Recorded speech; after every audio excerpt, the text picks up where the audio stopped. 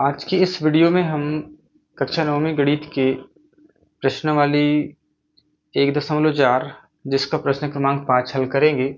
प्रश्न क्रमांक 5 हमें दिया गया है, निम्नलिखित के हरों का परिमीकरण कीजिए। पहला सवाल दिया गया है 1/7। इसे हल कर लेते हैं।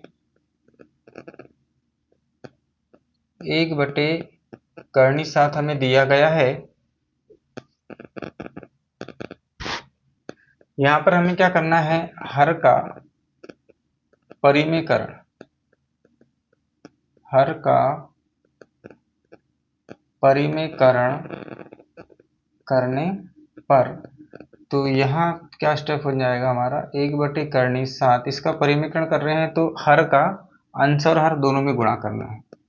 इस प्रकार से मतलब हर जो है परिमेय संख्या के रूप में आ जाए। तो यहाँ पर कर्णी 7 का 1 में गुणा हो जाएगा तो 1 कर्णी 7 हो जाएगा, और कर्णी 7 और कर्णी 7 का जब हम गुणा करेंगे तो हमें कितना प्राप्त हो जाएगा, 7, और यही हो जाएगा इसका आंसर। तो इस प्रकार से हम इसका पहला सवाल हल कर लेंगे बहुत ही आसान तरीके से।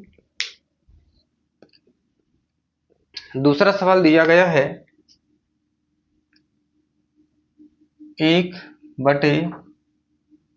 1/7 माइनस कर्णी 6।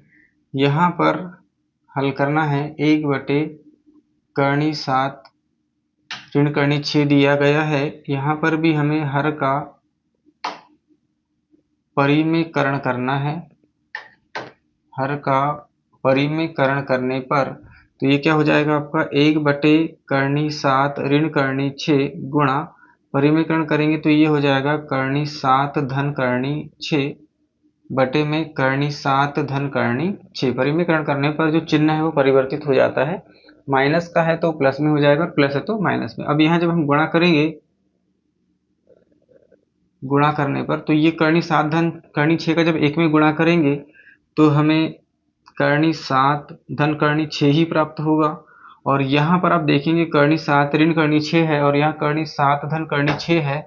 मतलब एक कोष्टक में आप देखेंगे a माइनस बी और एक कोष्टक में अगर a प्लस बी होता है तो हम इसे लिखते हैं a का वर्ग ऋण b का वर्ग। इस सर्वसमीकरण के रूप में हम लिखेंगे तो ये हो जाएगा कर्णी 7 का वर्ग ऋण कर्णी 6 का वर्ग। तो ऊपर में तो जैसा का वैसा ही रहेगा, कर्णी 7 धन कर्णी 6, और यहाँ पर देखो ये वर्ग से वर्ग यानी कर्णी कट जाएगा, ये भी कट जाएगा तो ये हो जाएगा 7 ऋण 6।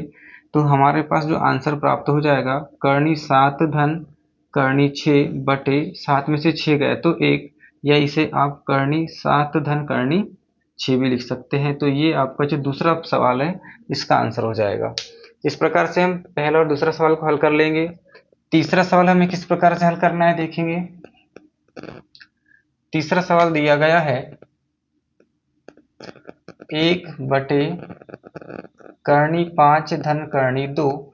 तो यहाँ पर हम इससे क्या कर लेते हैं, हर का परिमेयकरण, हर का परिमेयकरण करने पर हर का परिमेयकरण करेंगे तो क्या हो जाएगा, ये देखो 1/कर्णी 5 धन कर्णी 2।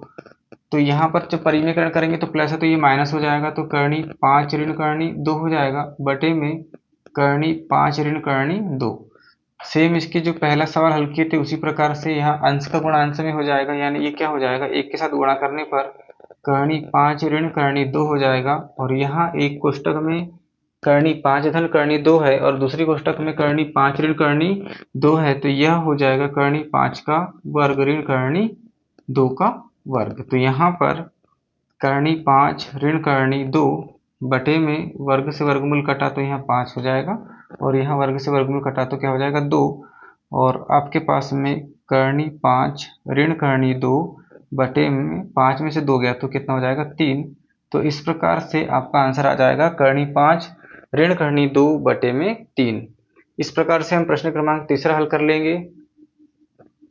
प्रश्न क्रमांक चौथा देखते हैं किस प्रकार से हल करना है। प्रश्न क्रमांक 4 दिया गया है 1/कर्णी 7 ऋण 2। तो यहाँ पर भी हम क्या करेंगे, हर का परिमेयकरण करेंगे, हर का परिमेयकरण करने पर, तो ये हो जाएगा 1/7 ऋण 2, परिमेयकरण करेंगे तो क्या हो जाएगा, ये करनी 7 धन 2 और ये हो जाएगा करनी 7 धन 2।